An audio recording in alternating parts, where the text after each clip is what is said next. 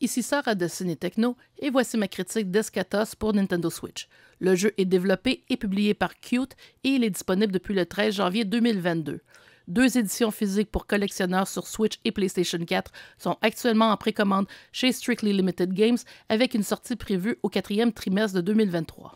Qt est un petit développeur de jeux de tir de style Bullet Hell, très apprécié au Japon, mais méconnu dans l'Ouest. Son jeu Eschatos, initialement paru en 2011 sur Xbox 360 au Japon seulement, est considéré comme l'un des meilleurs du genre de tous les temps, malgré la compétition féroce sur le marché. Une première sortie dans l'Ouest a eu lieu en 2015 avec la version Windows.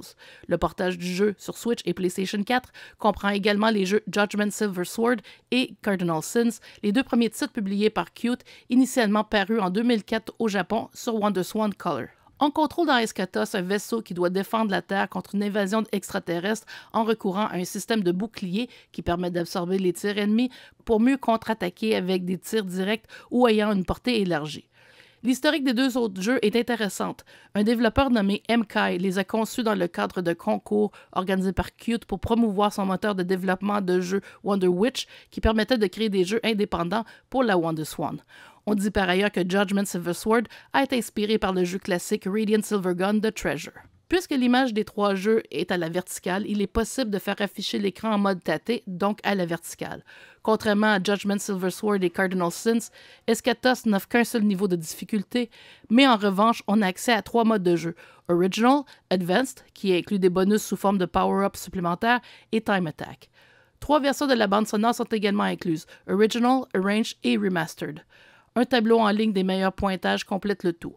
On apprécie par ailleurs le fait que les manuels en anglais sont inclus pour décrire les commandes et les modes de jeu disponibles.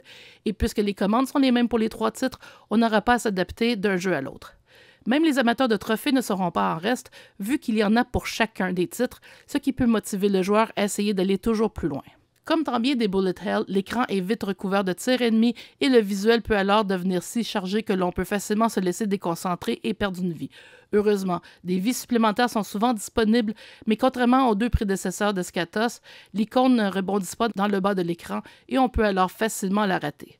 Puisqu'il n'y a aucune possibilité de continuer lorsque la partie est terminée, il faudra s'armer de patience et recommencer à maintes reprises pour se rendre jusqu'à la fin. En général, les 3 jeux sont très stables sur la Switch. Malgré leur âge vénérable, ils n'ont pas pris une ride. Ils ne sont peut-être pas aussi connus que les titres développés par Cave ou Treasure, mais leur statut de jeu culte provenant d'un petit studio de moins de 10 personnes est bien mérité. Eschatos pour Switch obtient la note de 9 sur 10. Merci d'avoir été à l'écoute.